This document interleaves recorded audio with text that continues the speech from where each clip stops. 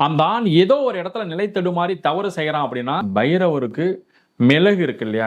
மிளக வந்து ஒரு சிகப்பு கலர் துணியில ஒரு 27 மிளகுகள போட்டு முடிச்சாக கட்டி நல்லெண்ணெயில போட்டு நல்லா ஊற வச்சிடணும்.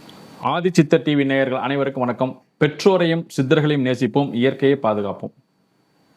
ஒரு பெண் குழந்தைக்கு பாதுகாப்பு வேணும் அப்படின்னா அது யார் கொடுப்பா அப்படின்னா ஒரு ஆண் தான் கொடுக்கும். அந்த ஆண் ஏதோ ஒரு இடத்துல நிலை தடுமாறி தவறு செய்கிறான் அப்படின்னா அவனுடைய நிறைய காரணங்கள் உண்டு.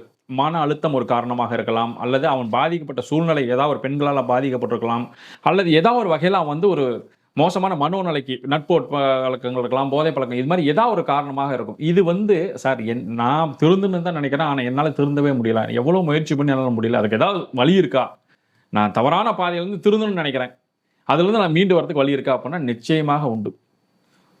பைரவரை தவிர மிகப்பெரிய ஒரு ஆற்றல் படைத்தவர் யாருமே கிடையாது. பைரவர் வழிபாடு மிகப்பெரிய மாற்றத்தை தரும். என்ன செய்யணும் அப்படின்னா, பைரவருக்கு மிளகு இருக்கு இல்லையா?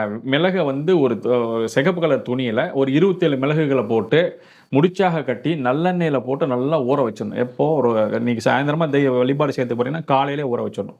நல்லா ஊற வச்சுட்டு அதை கொண்டு போய் பைரவர்கிட்ட வச்சிடணும். பைரவர் வச்சு தீபம் ஏற்றிட்டு வழிபாடு செய்யணும். தீபம் ஏற்றி வழிபாடு செஞ்சுக்கிட்டு, பைரவ பெருமானே, எனக்குள்ளார இருக்கக்கூடிய கெட்ட எண்ணங்களையும் கெட்ட சிந்தனைகளையும் எனக்குள்ளார உருவாகக்கூடிய தீய பழக்க வழக்கங்களையும் என்னை சார்ந்து இருக்கக்கூடிய இந்த சமூகத்தில் இருக்கக்கூடிய தீய வட்டாரங்களையும் என்கிட்ட இருந்து விலக்கி கொடுங்க அப்படின்னு மனசார வேண்டிக்கிட்டு அந்த மாதிரி மிளகு தீபம் மட்டும் ஏற்றி வழிபாடு செஞ்சுட்டு வந்து பாருங்க.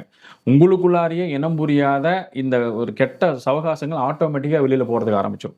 அதே சமயத்தில் கருநீல நிறத்தில் ஏதாவது ஒரு பொருள் நீங்கள் படுக்கக்கூடிய ரூமில் ஒன்று பெயிண்ட், சும்மா ஒரு ஒரு 10க்கு 10 கருநீல நிறத்தில் ஒரு பெயிண்ட் அடிச்சுக்கோங்க, இல்லைன்னா கருநீல நிறத்தில் ஸ்க்ரீன் போட்டுக்கோங்க, அல்லது கருநீல நிறத்தில் ஏதாவது உங்கள் கண்ணு முன்னாடி தெரிகிற மாதிரி படுக்கை அறையில் கருநீல நிறத்தில் ஏதாவது ஒரு பொருளை பயன்படுத்திட்டு வாங்க. உங்களுக்குள்ளார இருக்கக்கூடிய மன அழுத்தம் ஆட்டோமேட்டிக்காக வெளியில் போயிடும். உங்களுக்குள்ளார இருக்கக்கூடிய சொல்ல முடியாத, சொல்ல முடிஞ்ச, இனம் புரியாத, தெரியாத பயங்கள் ஆட்டோமேட்டிக்காக வெளியில் வரதுக்கு ஆரம்பிச்சிடும். இது சரியாயிருச்சு அப்படின்னாவே இந்த கெட்ட பழக்க வழக்கங்கள், தீய எண்ணங்கள் உங்களை நெருங்கவே நெருங்காது. இதை செய்யுங்க. பைரவர் மனசார நம்பி வழிபாடு செய்யுங்க. யாருமே பிறக்கும் போது கெட்டவர்களாக பிறப்பதில்லை.